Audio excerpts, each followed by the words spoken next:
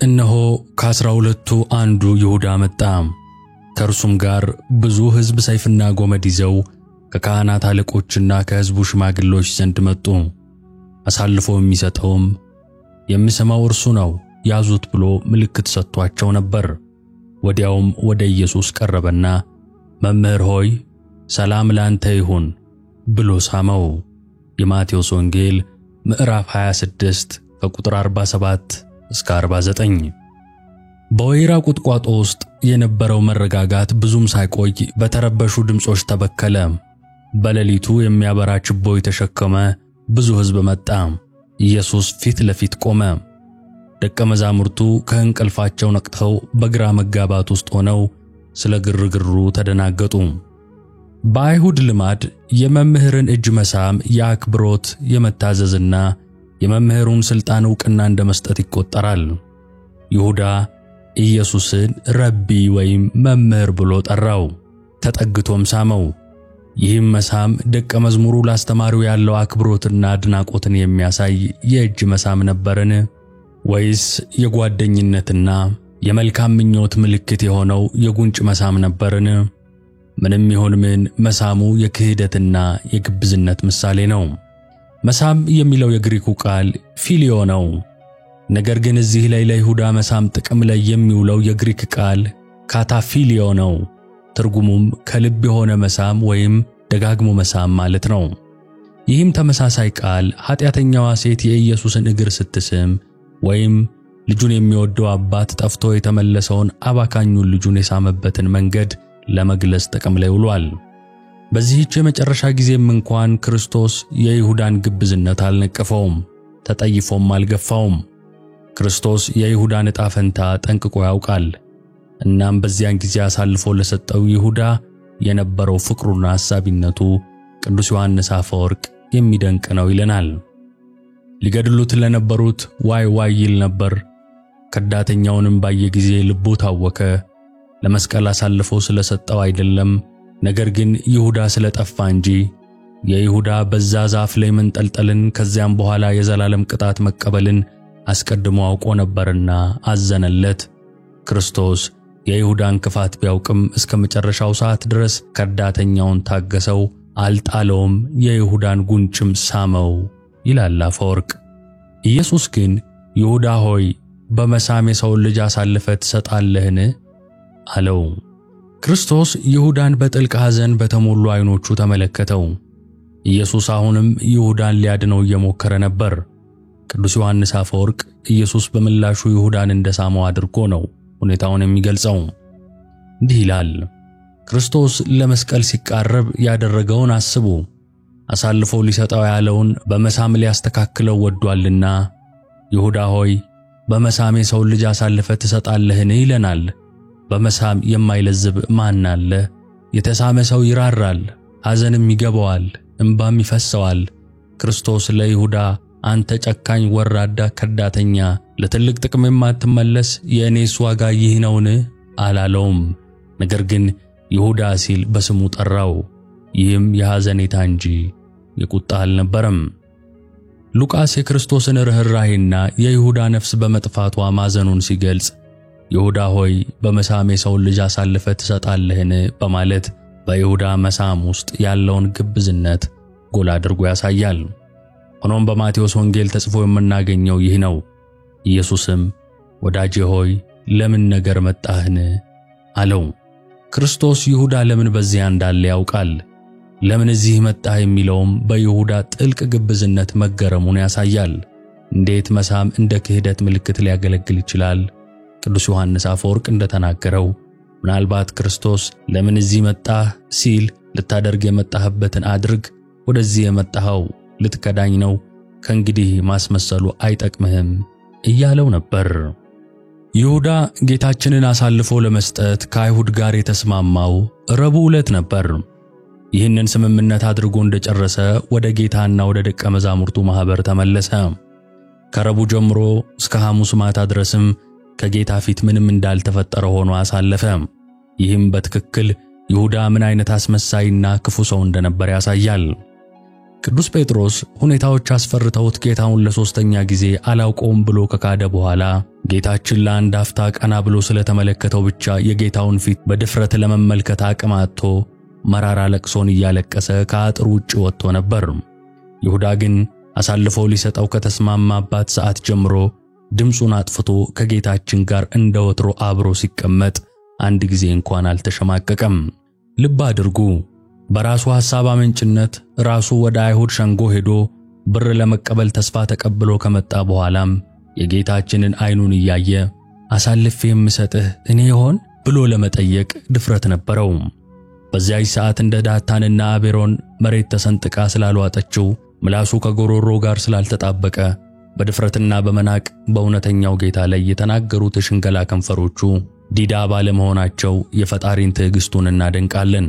ሁሉን የሚያውቀው ጌታ ግን ይሁዳ ሊሸነግለው መሞከሩን ቢያውቅም አንተ አስመሳይ ብሎ አላዋረደውም።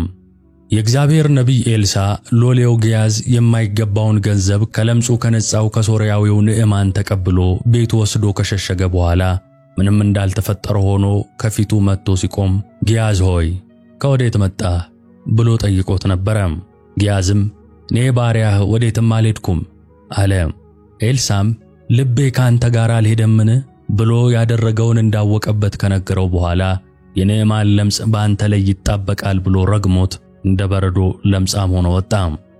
ሐዋርያው ጴጥሮስም ሐናንያንና ሲጳራ የተባሉ ባልና ሚስት ገንዘባቸውን ከቤታቸው ሸሽገው መንፈስ ቅዱስን ሊያታልሉና በማስመሰል በፊቱ ሊቆሙ ሲሞክሩ እግዚአብሔርን እንጂ ሰውን አልዋሻችሁም ብሎ በካህን ቃሉ ተናግሮ ተቀስፈው እንዲሞቱ አድርጓቸዋል። የነቢያትና የሐዋርያት አምላክ ኢየሱስ ክርስቶስ ከኤልሳዕና ከጴጥሮስ በላይ የልብን የሚያውቅና መቅጣት የሚቻለው ነው። ሆኖም ከአይሁድ ጋር ሊሸጠው ተዋውሎ የመጣው ይሁዳ አይኑን በጨው አጥቦ አሳልፌ የምሰጥህ እኔ ይሆን እያለ ሲዘብትበት በታላቅ ትዕግስት ዝም አለው።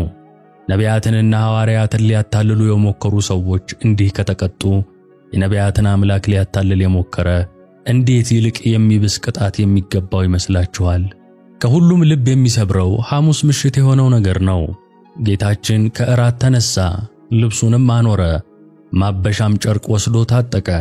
በኋላም በመታጠቢያው ውሃ ጨመረ። የደቀ መዛሙርቱንም እግር ሊያጥብና በታጠቀበትም ማበሻ ጨርቅ ሊያብስ ጀመረ። የእግር ሹራብ በማይደረግበትና ክፍት ጫማ በሚደረግበት በዚያ ዘመን ቀኑን ሙሉ ሲጓዙ የዋሉበትን የሐዋርያቱን በአቧራ ያደፉ እግሮች ሊያጥብ ተነሳ። በእስራኤል ባህል እግር ማጠብ የሎሌዎች ሥራ ቢሆንም የሰማይና የምድር ንጉሥ ግን በትሕትና እንደ ሎሌ ሆነ። ጌታችን አጎንብሶ የደቀ መዛሙርቱን እግር ሲያጥብ ይሁዳም ሊታጠብ ተራውን ይጠብቅ ነበር። ጌታውን ሊሸጥ በተስማማበት ማግስት ጌታችን አጎንብሶ እግሩን አጠበው። የሚያስይዘውን የአስቆሮቱ የይሁዳንም እግር አጠበ እንዲል ግብረ ሕማማት። ከአንድ ቀን በፊት ክፋትን ለማሴር ወደ አይሁድ ካህናት ግቢ የሮጡትን የይሁዳን እግሮች ጌታችን አጎንብሶ አጠባቸው። ከጥቂት ደቂቃዎች በኋላ ሊያስይዘው ወደ አይሁድ የሚሮጥባቸውን እግሮች የሚይዙትን ወታደሮች እየመራ ወደ እርሱ የሚመላለስባቸውን እግሮች አጠበለት። ምንም እንኳን በነገው ዕለት እግሮቹን እንዲቸነከር አሳልፎ የሰጠው መሆኑን ቢያውቅም ሰውን ወዳጁ ክርስቶስ ግን ያስቆሮቱ ይሁዳን ለመጨረሻ ጊዜ እግሩን አጥቦ ተሰናበተው። እንደ ነቢዩ ዳዊት አቤቱ ምሕረትህን እንዴት አበዛህ ከማለት በቀር በምን አንደበት ልንናገር እንችላለን? ጠላቶቻችሁን ውደዱ ያለን ጌታ አሳልፎ የሚሰጠውን የይሁዳን እግር ሲያጥብ ከማየትስ በላይ በቂም በቀል ለሚቆስለው ልባችን ምን መድኃኒት ይኖር ይሆን? ይሁዳ ሆይ እስቲ አንድ ጊዜ ንገረን፣ ጌታ ጎንብሶ እግርህን ሲያጥብ እንዴት አስቻለህ? እግሮቹ በሚቆሙበት ስፍራ የሚሰገድለት አምላክ እግርህን ሲያጥብህ እንዴት ትንሽ እንኳን አልተሰማህም?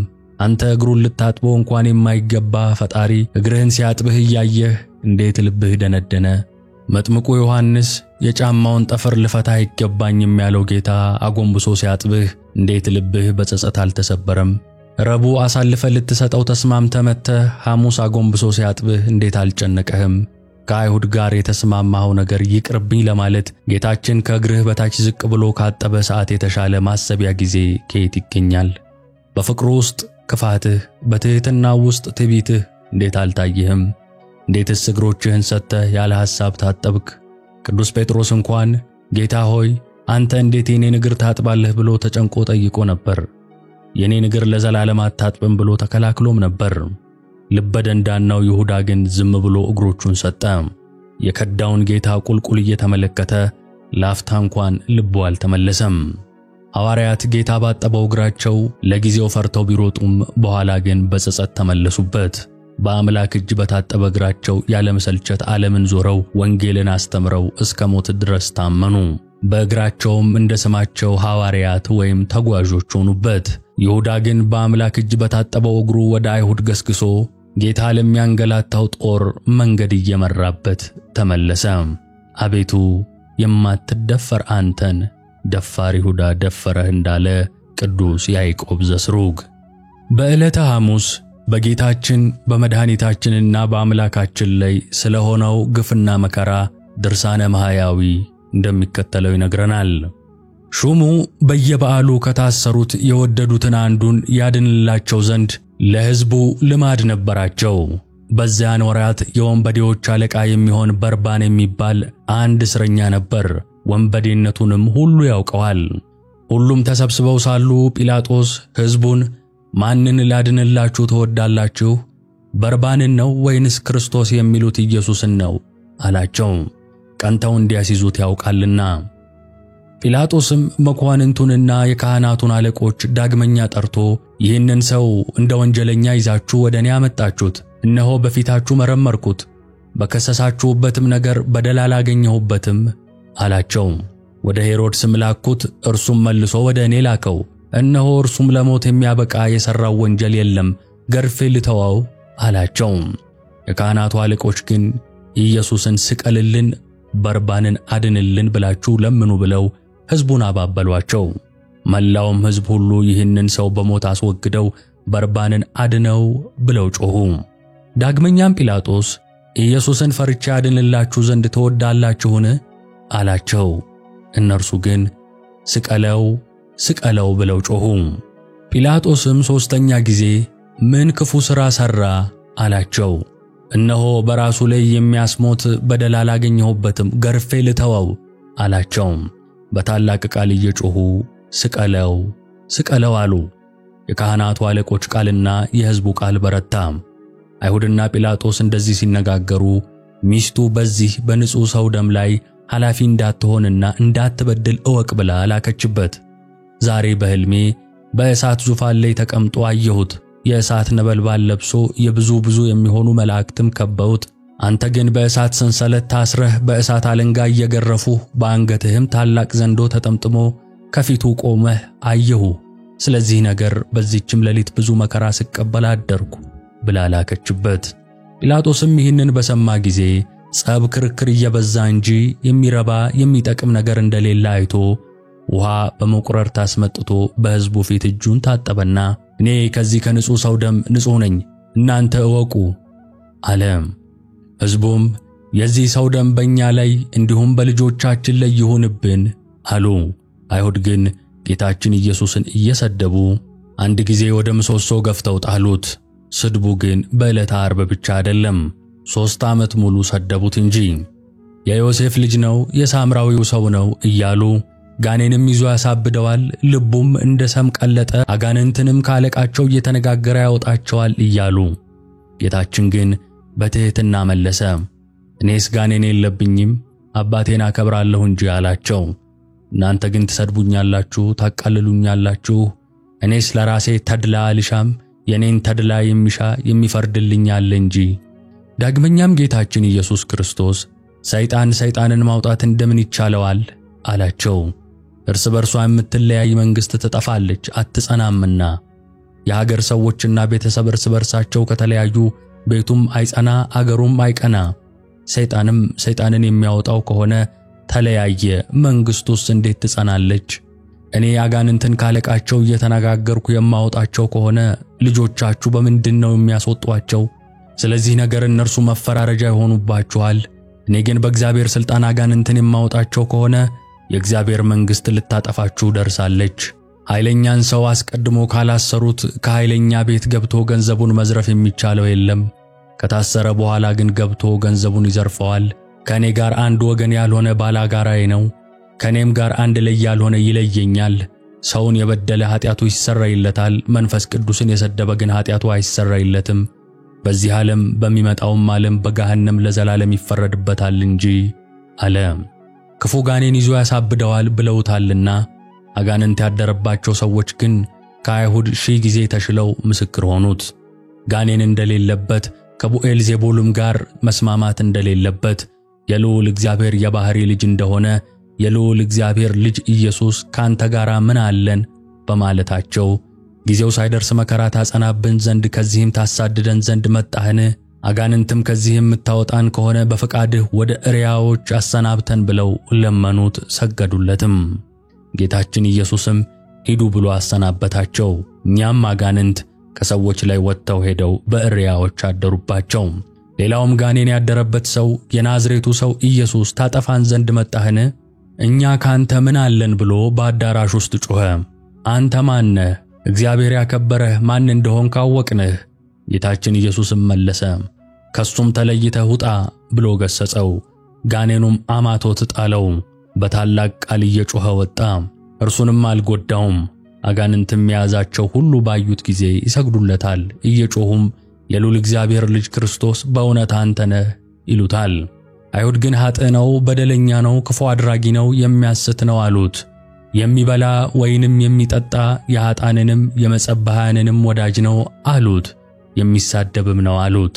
ጌታችን ግን በባሕሪው ንጹሕ፣ በአነዋወሩ ክቡር፣ እውነተኛ ነው።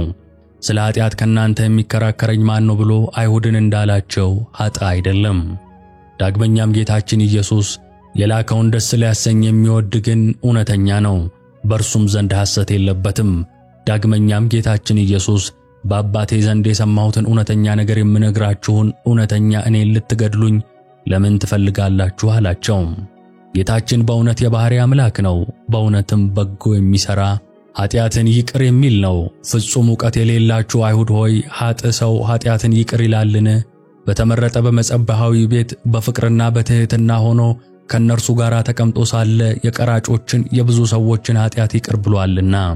ጸሐፍት ፈሪሳውያን በታወኩ ጊዜ ደቀ መዛሙርቱን መምህራችሁ ከኃጥአን ከቀራጮች ጋር ለምን ይበላል ብለው ቢጠይቋቸው፣ ጌታችን ኢየሱስም ባለመድኃኒት ደህነኞች አይደሉ የታመሙት ይፈልጉታል፣ ከመሥዋዕት መሥዋዕትን እወዳለሁ ያለውን ሂዱ እወቁ፣ ኃጥአንን ወደ ንስሐ ልጠራ መጣሁ እንጂ ጻድቃንን ልጠራ አልመጣሁምና። አይሁድ ግን ኃጢአት ይቅር የሚል እርሱን ኃጥእ አሉት። አንድ በሽተኛ ዘመዶቹ በአልጋ ተሸክመው አምጥተውት ጌታችን ኢየሱስ ወዳለበት ቤት አስገቡት። ጌታችን ኢየሱስም የዚህን በሽተኛ የሃይማኖቱን ጽናት አይቶ አንተ ልጅ ሃይማኖትህ አዳነህ፣ ኃጢአትህም ተሰረየልህ አለው። ጸሐፍት ፈሪሳውያንም ክፉ አስበው እርስ በራሳቸው ይህ የሚሳደብ ምንድነው? ያለ አንድ እግዚአብሔር ኃጢአትን ይቅር ማለት የሚቻለው ማን ነው? ተባባሉ።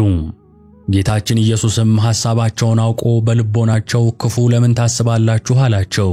ይህንን በሽተኛ አልጋህን ተሸክመ ሂድ ከማለትና ኃጢአትህ ተሰረየልህ ከማለት ማንኛው ይቀላል? በዚህ ዓለም ኃጢአትን ማስተሰረይ ለሰው ልጅ ሥልጣን እንዳለው ታውቁ ዘንድ በተገባችሁ ነበር አላቸው። ይህንንም በሽተኛ ተነስተህ አልጋህን ተሸክመ ወደ ቤትህ ሂድ አለው። ተነስቶም አልጋውን ተሸክሞ እግዚአብሔርን እያመሰገነ ወደ ቤቱ ሄደ። ሕዝቡም ይህንን አይተው በዚህ ዓለም ኃጢአት ያስተሰርይ ዘንድ ለሰው ልጅ እንዲህ ያለ ሥልጣን የሰጠ እግዚአብሔርን እያደነቁ አመሰገኑ። አይሁድ ግን እንዲህ ኃጢአትን የሚያስተሰርይ እርሱን ኃጥእ ነው አሉት። ጸሐፍት ፈሪሳውያንም ስትሴስን የተገኘች ሴት አስረው አመጡና በጌታችን ፊት አቁመው መምህር፣ ይህች ሴት ስትሴስን አግኝተን አምጥተናታል። በእኛ ሕግ ሙሴ በድንጋይ ትወገር ብሎ ሥርዓት ሰርቷል። አንተ ስለ እርሷ ምን ትላለህ? አሉት። ይህንንም ማለታቸው በእርሱ ላይ ምክንያት ያገኙበት ዘንድ ሊፈታተኑት ነው። ጌታችን ኢየሱስም ምድር ምድር እየተመለከተ እያንዳንዳቸው ኃጢአታቸውን ከስማቸው ጋር በጣቶቹ ጻፈ። ነገር ግን የአንዱ ኃጢአት ለአንዱ አልተገለጠም። ጌታችን ኢየሱስም ኃጢአትን የሚሰውር ነው እንጂ። ከእናንተ ኃጢአት የሌለበት ሰው መጀመሪያ በድንጋይ ይውገራት አላቸው። ዳግመኛም ወደ ምድር ተመልክቶ የቀረ ኃጢአታቸውን ጻፈባቸው። ይህንንም ዘለፋቸውን ሰምተው ወጥተው ሄዱ። ጌታችን ኢየሱስም ይህችን የታሰረች ሴት የሚፈርዱብሽ ሰዎች ወዴት አሉ ብሎ ቢጠይቃት፣ ጌታዬ እኔ አላውቅም አለችው። ጌታችን ኢየሱስም እኔም አልፈርድብሽም፣ በደህና ሂጂ፣ ዳግመኛ አትበድይ አላት። አይሁድ ግን ኃጢአትን የሚያስተሰርይ እርሱን አጣሉት። ጌታችን ኢየሱስን ያይ ዘንድ ከዛፍ ላይ የወጣ የቀራጮች አለቃ የሚሆን ዘኬዎስ ኃጢአቱን ይቅር አለው። ከቤቱም ገብቶ አለ። ሽቱ የቀባችውን እግሩንም በእንባዋ ያጠበችው በራሷ ጠጉር ያራሰችውንም ብዙ ኃጢአቷን ይቅር አላት። ብዙውን ወዳለችና ኃጢአትን ይቅር የሚል በጎ የሚሠራ እንደዚህ ያለውን አምላክ ገፉት፣ ሰደቡት። ጌታችን ኢየሱስንም ይገርፉት ዘንድ እግሮቹንም እጆቹንም ከድንጋይ ጋር የኋሊት አሰሩት። ነቢዩ ጀርባዬን ለግርፋት ሰጠሁ ያለውን አላስተዋሉምና የኃይሉን ጽናት የእጆቹንም የእግሮቹንም ልዕልና አላስተዋሉምና። መጥምቁ ዮሐንስ ከእኔ በኋላ የሚመጣው ከእኔ ይጸናል ብሎ ካስተማራቸው በኋላ የእግሮቹን ጫማ ማዛቢያ ለመፍታት የማይገባኝ እኔም በውሃ አጠምቃችኋለሁ፣ እርሱ ግን በመንፈስ ቅዱስ በእሳት ያጠምቃችኋል። የወድማውን እህል የሚያበራየው መንሾች በእጆቹ የተያዙ ስንዴውን በሪቅ በጎተራ ያከማቻል። ገለባውን ለይቶ ከማይጠፋ እሳት የሚያቃጥልበት በመንፈስ ቅዱስና በእሳት የሚያጠምቅ እንደዚህ ያለውን አምላክ አሰሩት። ጌታችን ኢየሱስም ካሰሩት በኋላ 4 ቤት ጭፍሮችና ጲላጦስ በገመድና በአለንጋ 6666 ጊዜ ገረፉት። 5000 ነው የሚሉም አሉ። የግርፋቱን ቁጥር እያሳሳቱ ገርፈውታልና። የሚሞት እንዳይገረፍ የማይሞት እንዲገረፍ እያወቁ በግፍ ገርፈው በግፍ ገደሉት። የተገረፈባቸውም አለንጋና ገመድ በደም ታለሉ። ከግርፋቱም ጽናት የተነሳ ሥጋው ሁሉ አለቀ። 1860 ከሚሆኑ ቁስሎቹም ወገን አጥንቶቹ ታዩ።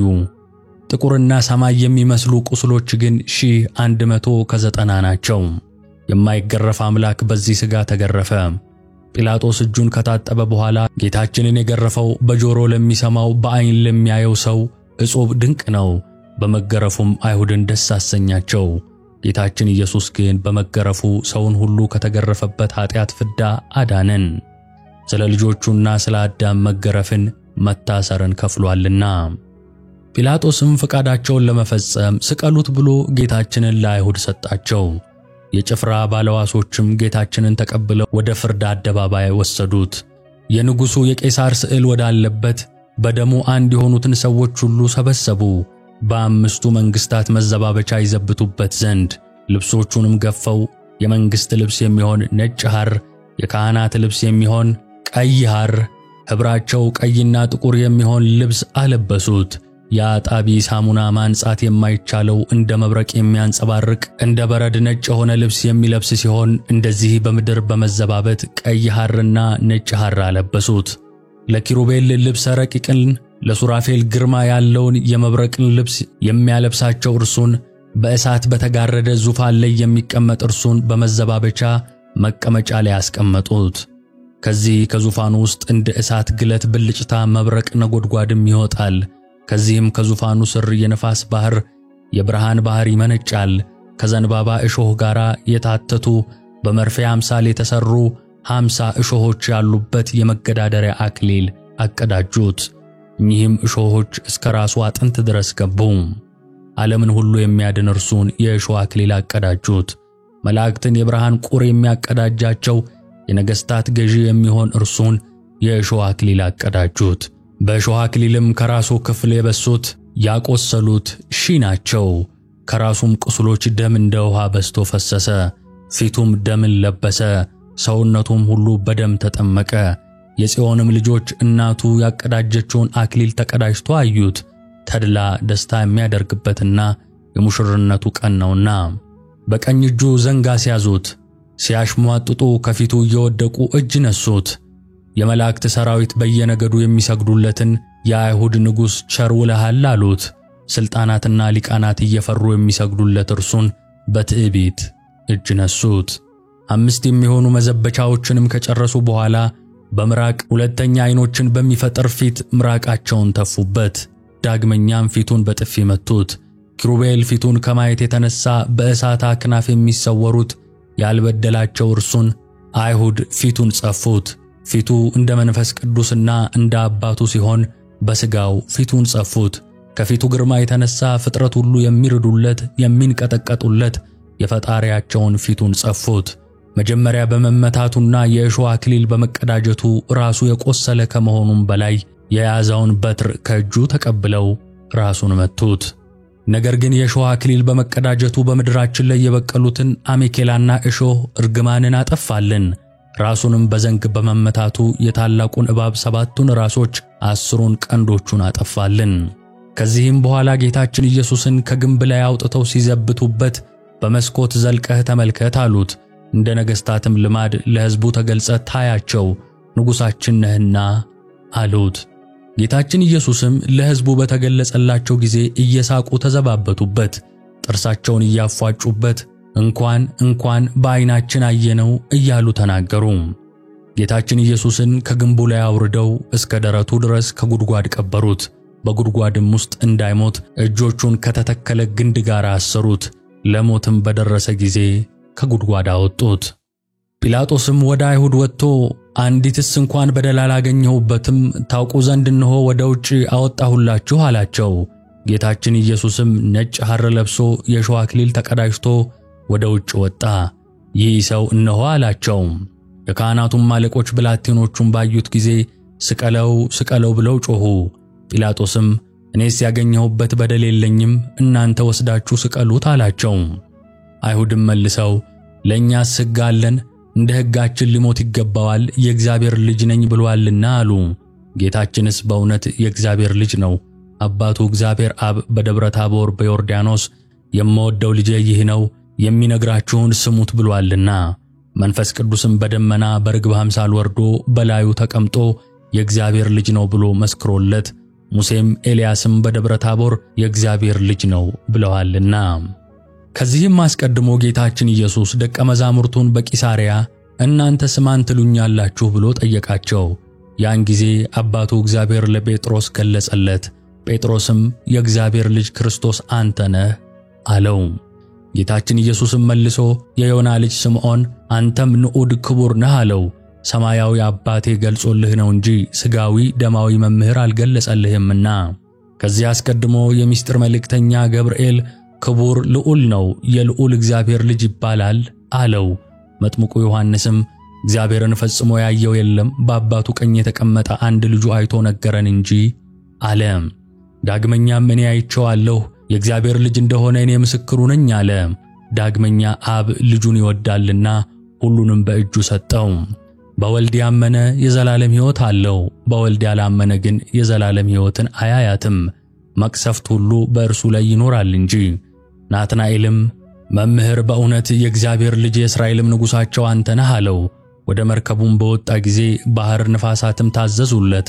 በመርከቡም ውስጥ ያሉ ሰዎች ሁሉ መጥተው የእግዚአብሔር ልጅ ክርስቶስ አንተ ነህ እያሉ ሰገዱለት።